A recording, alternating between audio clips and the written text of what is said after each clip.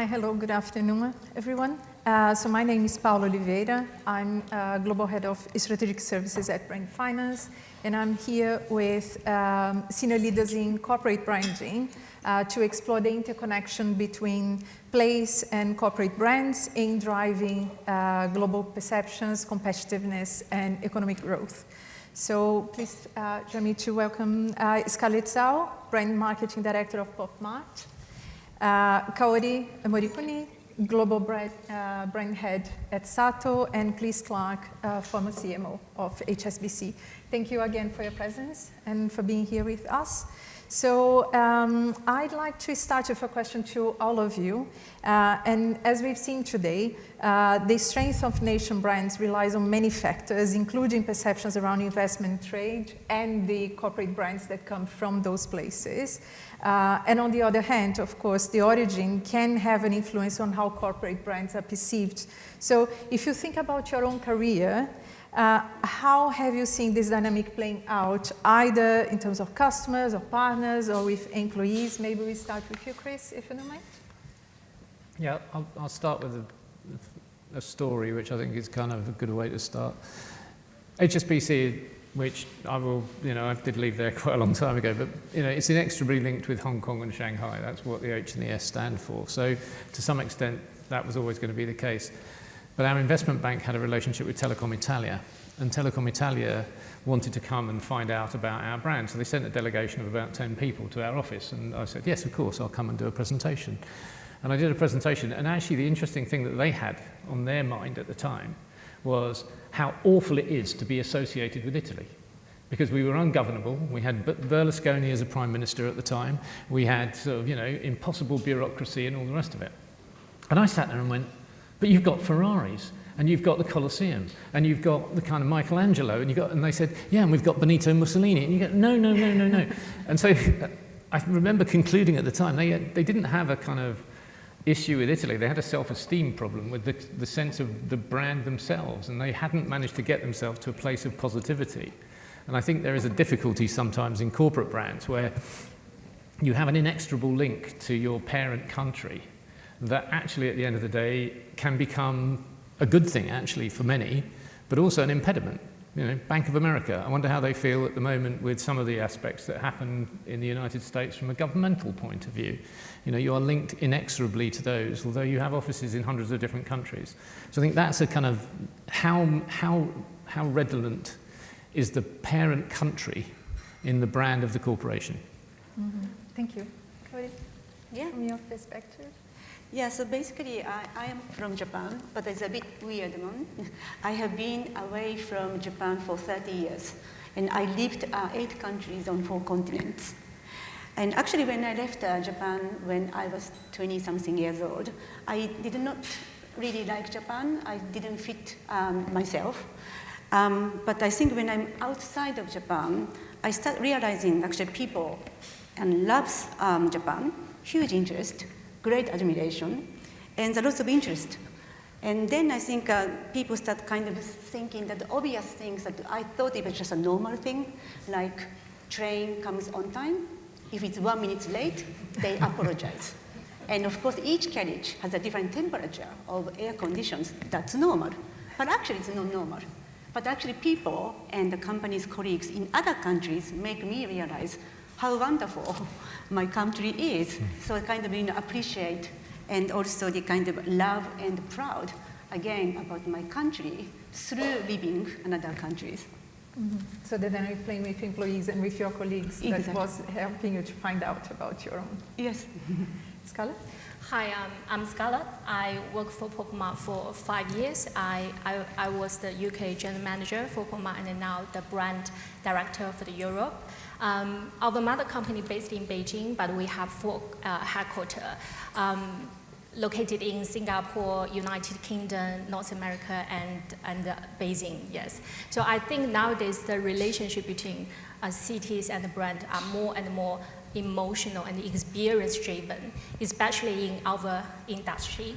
Because like in the past, the cities connected people with infrastructure, finance, or tourism. But nowadays, especially my brand, we connect people with emotional, the cultural, the creativity. And we from our observation in Europe, so our customers come to the store not only for shopping, but also for participate, connect with the people, join the community. So from our observation, we can see how the brand, the strong brand, reshape the experience of the city. Mm-hmm. If I can continue with you, so of course Labubu, you look after Labubu as well, which became this super global phenomenon, from Bangkok, from Hong Kong, European places, etc. So what can you tell us about the marketing strategy behind this success, so playing in this community? I have a lot to tell. Please so, I can directly share my experience in Pop Mart, my experience. I established my own company called Magic in the UK, and after that I make a phone call to Pop Mart International company. So I told them, look, I can bring Pop Mart into the UK. We can collaborate. So we, my team opened the first Pop Mart store in the UK, an online shop in the UK. And in 2023, my company, Magic, acquired by Pop Mart company, and I became the UK general manager. So as the first person who bring Pop Mart into the UK and Europe, I know how difficult it could be. So in the beginning, I standing in the store, like face to face with the customer to ask what are you feeling about our products, was the price, give the like a customer insight. So in the beginning, we did not position us as a Chinese company. We positioned us as a global IP operation company because we have more than 100 IPs across the world. Labubu is one of them. And we signed more than hundreds of artists and designers across the world. They are from Netherlands, North America, Thailand, mainland China, and Hong Kong, yes. And so interesting, once consumer loving our products in the company, they started curious about the story behind the company, and they started discovering, oh, this company established by a young Chinese man who was born in 1987. So I think, yes, that's our strategy. We respect the local culture, communicate with the local customer, but we won't have a label for ourselves. Mm-hmm. Yes. Okay, thank you. And HSBC, so the insight behind the world's local bank, if you can tell us a little bit more about the origin and why did you choose to take that approach? Well, I think at the time, the organisation had done a very good job of going around the world and labelling things it had bought. So it bought the Midland Bank in the UK, it bought a whole lot of others, and stick a label up there, and we'd done a very good job. And they hired myself and somebody else, who was the chief marketing officer, both from the advertising business, to come and make this mean something. And when we first got there, what we found was actually the management team wanted to talk about what they did. And I think there are so many places where people want to talk about what they did. So 6,000 offices in 82 countries and territories and it's like, it was so dull, you were asleep before they even finished their third sentence. What we did was we went out and had a conversation with lots of different businesses around the world. And I still remember a conversation with what was then the chief executive of Malaysia. And he had had an opportunity to go after an infrastructural finance project for DHL. They wanted to build an air freight terminal at Kuala Lumpur Airport. And there were 4 American expats about to arrive in their office at 1 o'clock in the afternoon, and he decided he was going to feed them, even if they hadn't asked for lunch. And he had a local chef come in to explain the fusion between Chinese and Indian cuisine that is Malaysian cuisine, and it only was 10 or 15 minutes. And he turned to the other people in the room who weren't our employees. There were 4 other guys there who were infrastructural finance customers already of the bank. And he kind of sort of intimated, he never said it in the same words, but that we know how the soil smells in this country. We know what it's like to do business here. We are properly immersed in the culture of this country. remember going to UAE for the first time, having only been in the organisation for about a year. And one of the guys there, who was an Emirati looking after me, said, you know, met me in the hotel. We shook hands. He said, "You ever drunk camel's milk? Do you want to come and try camel's milk?" And if you didn't have that mentality and you worked in the organisation, it didn't work. So there was a kind of sense of the cultures of the places we did business. And so the world's local bank and all the marketing we did and the stuff you probably saw at the airports was born of that, this sense of being properly immersed, not we've got 6,000 offices in 88 countries and territories, which is dull. Mm-hmm. What's it like to really be here? What's it like to actually understand the cultures of the countries we do business in? And that's where the whole thing came from. It was that ability to understand that in the early days. And how did you, if you tell us a little bit more the behind the scenes, you know, so how did you drive that consistency globally? Because you mentioned 80 plus countries where you had to implement that, you know, so how was that dynamic? Tell us the challenges behind that. It's a wonderful command and control organisation. I found myself with, I came from the advertising business, so it was a massive culture shock walking through the doors of an organisation with a compliance department. They had a thing called a functional instruction manual, and I had therefore an opportunity to write the functional instruction manual for marketing. And if you deviated from the functional instruction manual, you lost your job. It was as simple as that. So there you go, that's your FIM, as it used to be called. That's what you're allowed to do, that's what you're not allowed to do. Off you go, see you soon. And that was it, honestly, it was astonishing. Having had the anarchy of Saatchi and Saatchi for 12 years, it was just like, okay. And that's how we did it. Okay. It was a rules-based culture. Okay. Of course, the approach for Sato is slightly different. You know, so if you can tell us a little bit more about Sato and how do you link that heritage of the organization with the heritage of your country? Yeah. So I'm sure you don't know Sato. Because first of all, Sato is one of the most common surnames in Japan. And there's a Sato Rice, Sato Pharmacy, there are lots of Sato. But we, Sato, we provide solutions based on Auth ID technology. And even I say so, I don't think nobody understands. But basically, for example, have you shopped at Uniqlo, someone? I'm sure you have shopped Uniqlo. So it's like a self-checkout. Basically, you put everything, and it just scans automatically, and how many pieces you buy, and how much in total. That's the technology we provide. So this kind of Auth ID solution. So it's very difficult, basically, to explain about our business. And the maintaining of our brand heritage, this is a deliberate strategic choice because it reflects who we are, at our core. And also, I think the Sato is not about innovation technology that we have been actually providing for 85 years. It's quite an old company in Japan, and actually, Auth ID solution sector, we are #1 in Japan. I didn't know about it before actually I joined Sato. And also we have 6,000 people and 2,000 people in Japan, and we have 27 actually offices in the world. So it's not small, realistic company, but we actually really hidden kind of a company who provide infrastructure. But there's so many things about Japanese-ness in this company, as you can imagine, especially around the way we work. And like a philosophy. So we have philosophies around the ceaseless creativity. So we have a kind of a system that we do every single day. Over 2,000, if not 3,000 employees write 3 sentences, how we can improve the company. And we submit every single day to CEO. So basically, CEO has a time. Of course, we generate a little bit, kind of filter a little bit by AI these days, but we actually use this 3 sentences system to really improve companies so that we can be better. So those kind of things that we do, the way that we deliver, the things is something that is really unique. But I think the more unique thing is the people in Sato believe in it. Really disciplined and believe in it without failing it. So that is a kind of the heritage. So it's not about kind of innovation technology products, but also the way doing that. So, rather than moving away from this, we choose to preserve and evolve it and using our heritage as a foundation to build a more global future-facing brand. Thank you.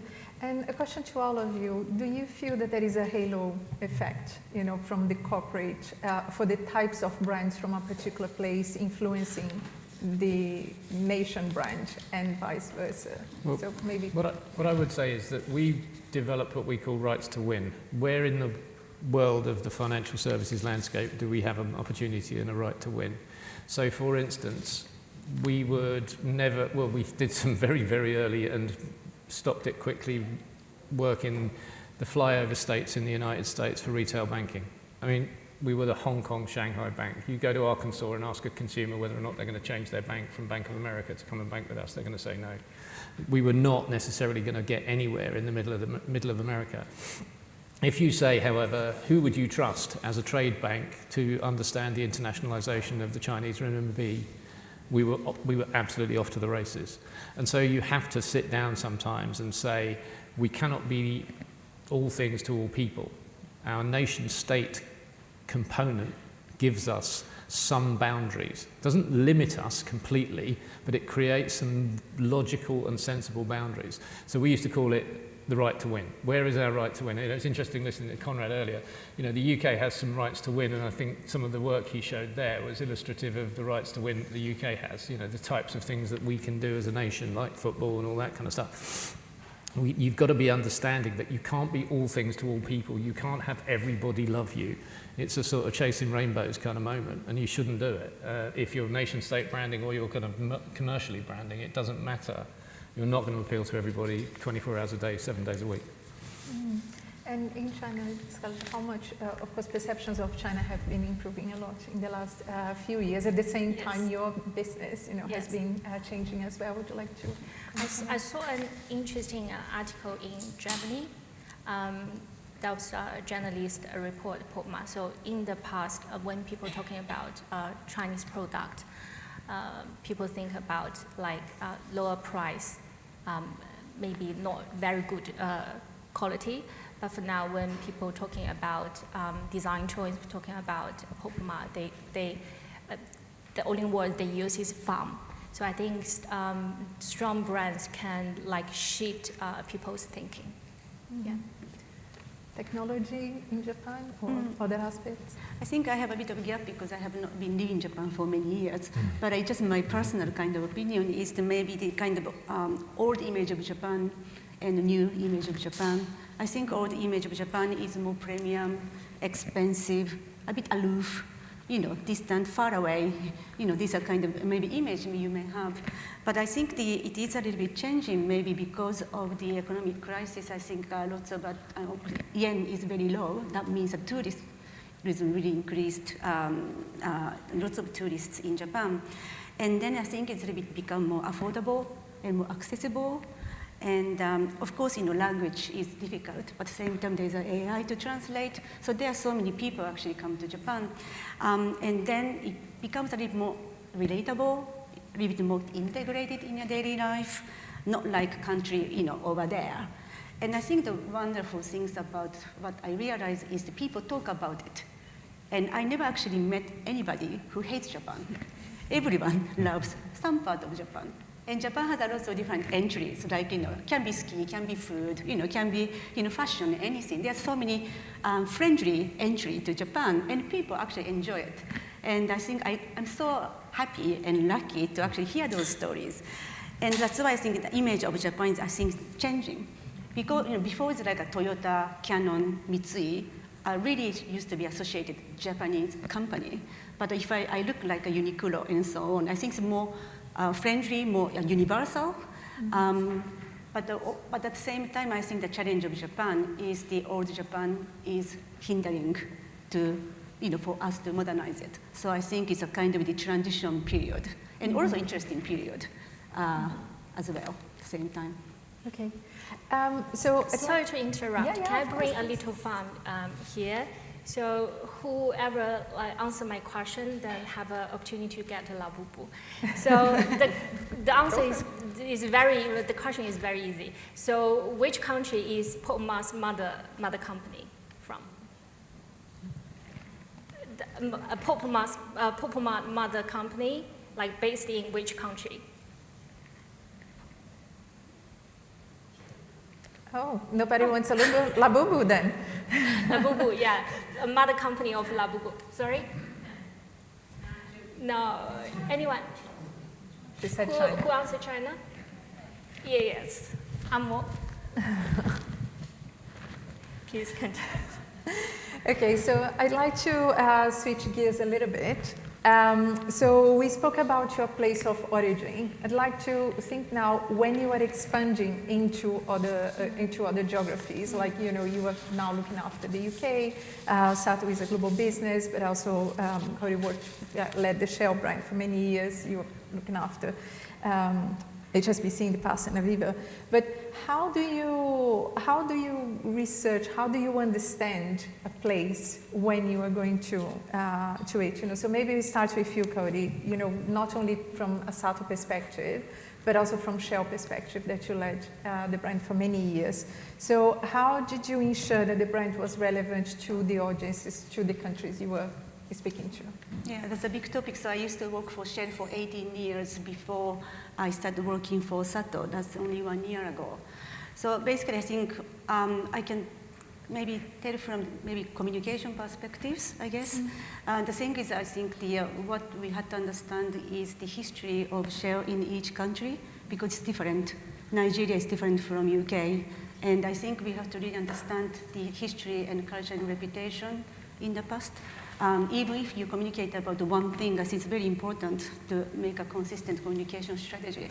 And then we really have to understand that local people, what local people say. So we have a system where we can actually get a lot of insights from colleagues and customers from the ground, so that we can have a really good understanding of what local market resonates.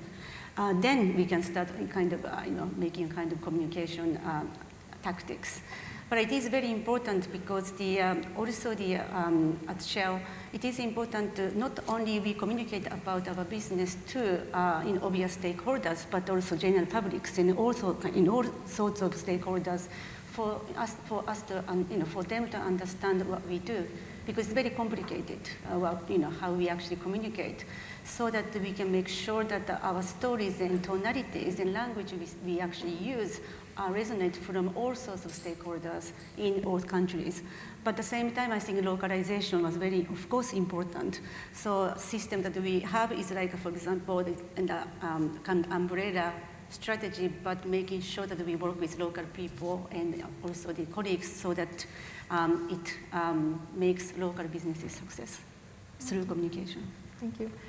Chris, how did you get the insights for, I always remember being Brazilian, I remember the insight about the gestures, how did you get that? I think if you're talking about which countries you then go into, and if I'm really, really honest, it had very little to do with the state of that nation's brand and its sense of self. It had much more to do with the levels of regulation in that country. And sometimes, I'm afraid to say, we were asked on a couple of occasions when we'd investigated a country to open up in whether we'd like to pay a facilitation fee to certain individuals so that we could get our banking license. That was the moment where you just decided that was a project that was going to get shelved. Yes, we've spent a bit of money on a few airfares, but other than that, we're not going to go over there. And so you have to understand that part of it was trying to understand the risk aspects that we placed in front of the organisation by going into new markets in some respects. Plenty of places around the world you can go, of course, but there were a few places where we had red flags.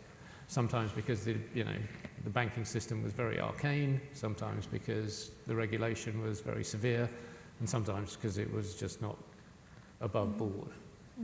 And in terms of marketing and communications, if we think about the campaign specifically, so how did you understand that particular place to adjust potentially? Of course, there was the overarching campaign, but the specific. We gave quite a high degree of autonomy to local markets because essentially the product portfolio was often very different. Particularly in Asian countries, we had a kind of very strong kind of credit card business. Credit card business in the UK had become very commoditized, as a for instance, and so often we would allow those organisations to be able to have the free rein to promote those products, because the product promotion is as equally important.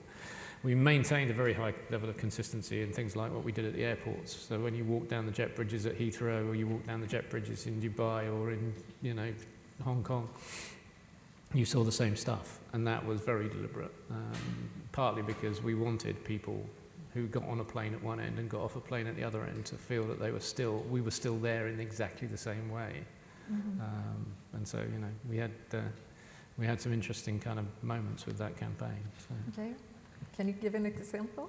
Well, no, anything comes to mind? It was often kind of things that you didn't really expect. I'll tell you a daft story because it's almost the end. I remember once I was flying out to Dubai, and it was about the middle of January, sorry. And in front of me, and I had an HSBC laptop bag, and I was walking down the jetway, and there was a mum with two boys. They must have been about 9 and 11, and they were running down the corridor. And at the time, we were running a campaign that had the same picture shown 4 times, the same picture shown twice, and it said something like a dog and a cat, and it said hate, love, love, hate, you know, and it was all that kind of stuff, and we had sort of, you know, various different iterations of all of this kind of stuff. And these two boys were skipping down the jet bridge corridor, shouting them out. They disappeared around the kind of apex of the jet bridge, and the mum was about 4 strides in front of me, and they ran back and they went, "Mum, they've got the gonk." I thought, okay, got to figure out what this is. So we get around the corner, everybody compresses as you get on the plane. I thought, I've got to ask her. And I wasn't going to say I was in the marketing department or anything like that. I had an HSBC laptop bag. And I said, can you just tell me what that was all about? And she said, well, they like to run down the corridor. They tell me which posters they've got. And if we get the gonk, and then the gonk was a poster that had a healer's death mask from kind of Papua New Guinea, and a gonk, a really ugly looking kind of gonk toy. And it said scary, reassuring, reassuring, scary, because if you're in Papua New Guinea, you want one of these hanging above your bed because it keeps the evil spirits away. It looked horrible, but it was, you know, it was one of those sorts of things. And she said, if we get the gonk, the plane will run on time, the meal will be really good, and there'll be movies they haven't seen. Any of this desired consumer response? Well, I never. That's another story. Scarlett, can you tell us a little bit about your maybe marketing strategy in the UK, and how did you get the insights about the market here and how you adjust to that? Yeah, I think most of the people firstly heard about Labubu was from last year. However, Labubu nowadays is 10 years old, and Popma is 15 years old. And we are a multi-billion pounds business over the world. We have theme park, we have a jewelry, we have IP thing, dessert in Beijing, and we have more than 100 IPs, and we collaborate with well-known brands like Lamborghini, with Monite bags, yeah. And many of you know Labubu from, Labubu was like a popularity in Thailand, started from Thailand because of the celebrity Lisa from Blackpink, because Lisa carried the Labubu all the time. But the turning point in the UK totally different. The big turning point in the UK was when we decided to launch Labubu, not as a toy product, but launch it as a cultural event. We had a big Harrods pop-up store. We invited artists to do the signing event. We collaborate with celebrities and creators who already loved Labubu, and we invited a lot of KOL coming to the site. And as you can see that many customers come to Harrods, come to Labubu, and we also design a visual Labubu wall for people to sharing. So many people come to Harrods, they participate the community, they share the content online, on TikTok, on Instagram. And the interesting thing was after the pop-up, we saw Rihanna, and we saw the buyer of Madonna come to our pop-up store, and we saw a lot of fashionable women carry Emmas and queuing in line for Labubu. So every day there was nearly 1,000 people queuing outside our store just for Labubu. Yes. So I think the strategy in the UK is totally different with the other countries. The other countries just do the celebrities seating, but in the UK we need to connect with multiple departments, multiple a group of people to create something amazing together. Yeah. Can I just add something? One of the things that I think is really important as we sit here and talk about brands and the kind of is how you understand how to make them accountable. You know, as again, Conrad's kind of stuff was interesting into how that. But one of the things that we did manage to do at HSBC, which is just worth bearing in mind with all the frivolous stories about airports and all that kind of stuff, is that actually we had a management scorecard, a balanced scorecard at the top of the house that went right the way from the chief exec through the exco, which I was a member of. And our metric was that we had to finish in the top 3 of the brand finance valuations every year for that 5% of our bonus to be paid. So we had an entire company that was conscious of the value of the brand because it hit their own pockets. And that was something that I think is a quite tough thing to ask for nation state branding, but it is something that gets people's attention, that gets people asking me about, you know, what are we doing at the airports? What are we doing with sort of sponsorship programs? How are we spending our marketing dollars? I think it's those moments when the organisation actually doesn't think that brand is a funny little thing that the marketing department does and realises that it is a tool for building their business and building their countries, possibly in lots of cases in this room. And I think the more you can get something cemented into the kind of ultimate accountability of the organisations that are brand related, the better off I think you'll be, but that's my opinion. Mm-hmm. Cody, maybe you want to mention a little bit about either Zhao or Sato. How do you drive that consistency, you know, that tension between the, you know, the adaptability to the local market versus the global consistency, and maybe to follow Chris' point about this accountability towards it? No, as I said, that there was no such thing as brand in Sato, so it's really building from scratch. But what we are trying to do is not doing anything on surface. So really strategic kind of, you know, brand positioning that ties with the corporate strategy. And then through the brand management system, including this KPI and monitoring and so on. So it's really, really great to do that. It's very unique opportunity for me to do it, because normally Japanese company, I think, just try to solve one part of it, but not whole of it. But I think Sato really committed to do whole everything, and where really brand finance is really helping to set up, set up a good foundation so that we can start managing brand properly. Mm-hmm. And maybe from your time at Shell, you know, that consistency, you know, of the global brand versus, I know there was a lot of governance that went into when you were at Shell. I think driving consistency, I think just going back to commitment, because I think a lot of things that we do, including brand setup, I think everyone kind of commit, but don't continue to commit. So I think, you know, we really have to make sure that, you know, that to be consistent, we have to commit first. And then consistency really comes through the, there is a things that mandated, there's no negotiation, but allowing local market to be flexible and creative. Otherwise, I don't think it works, especially for my company. So just not too completely rigid, but making sure that that top part going to be a company compliance policy, but that the rest are going to be some space that everyone can be creative, aligning with our Caesar's creativity motto. Thank you.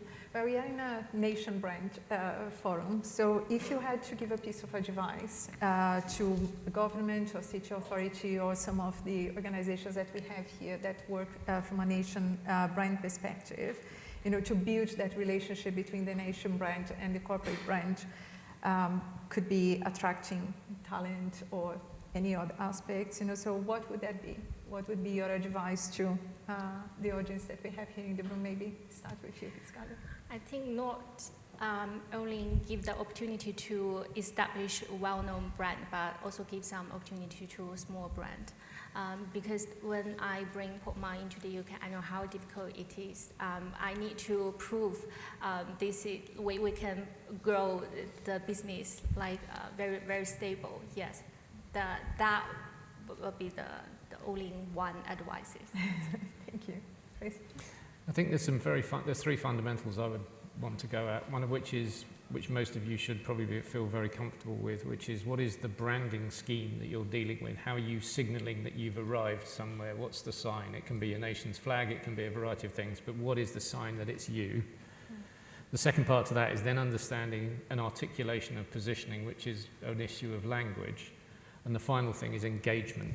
When you start to engage relative parties, whether it's governmental officials, whether it's other industries within those countries, whatever else it is, how do you start to understand what engagement looks like? And that's where things like your digital landscape comes in and a variety of other things. So the tools of the commercial marketing world should be the things that you then get comfortable with. You've got to try a lot of different things these days. The landscape for engagement is much broader and much more complicated and filled with all sorts of kind of, potential wormholes of trouble if you look at some of the digital things that go on. And we see AI doing what it's doing out there, and we will see, everything from deep fakes to God knows what going on. But essentially, I think for me, 3 things: basic branding, positioning, and engagement. Please don't think you can stop positioning and a few nice posters. That won't do it. What are your advice? I think for me, specifically Japan, it sounds very strange maybe, but I think Japanese people need to hear the Japanese beauty and strength. It seems like just they got lost. What I feel is there are so many great things about Japan, but people actually relentlessly working every day, and they just forget what beauty is. So it's really great that, like personal life, I have been also taught that lots of great things about Japan to make realize how great Japan is. I think it's great to kind of through engagement really bring your kind of perspectives of Japan, which is positive, so that people in Japan also kind of waken up again to really realize that actually what they have has been hidden, but it's really beautiful. Yeah, I think we heard today as well. He's starting from that reality, isn't it? He's starting from the pride, whatever that reality is for different nations. And maybe one last question before we close. So, is there a place, a city, a nation, or a region that is capturing your attention today, that is doing a really good work in terms of nation brand, that inspires you? So, I could say many countries, because the people that in different countries express themselves differently, but the city most excites me still be London. Okay. What is the reason behind you? Can someone give me a reason then to get the Labubu? Yes, correct. Amo, please. And any other reasons? Sorry? Yes. How many Labubus do you have? We still have 5 Labubu. Multicultural, yes, correct. Sorry? Yes. And one more. History. Yes. So yeah, all the Labu round. Thank you so much. Okay, London, Chris. Given that we're having some fun with this bit, I'm going to say Ireland and Dublin, because essentially there's just something about it at the moment. There is a kind of character in Ireland, there is a sort of energy about the place, there's a young kind of population. It's sort of, some people think it's like the UK, I just don't think it is. And I tell you what, I can't beat a pint of Guinness in the middle of Dublin and on a nice warm day like today, so I shall fantasise about that later this afternoon. Cody? It's just country that came to my mind is Vietnam. Vietnam? Okay, why? I don't know that the people settled, in Vietnam. They have energy. They have this sense of community. Very united, optimistic. Actually, our business is doing really well in Vietnam, and I think it's especially because of people as well. So they really feel like family, and they're really committed to the companies. And for some reason, it's just really energetic. It gives us really inspiration these days. Okay, so great tips. Thank you so much for your time again. So.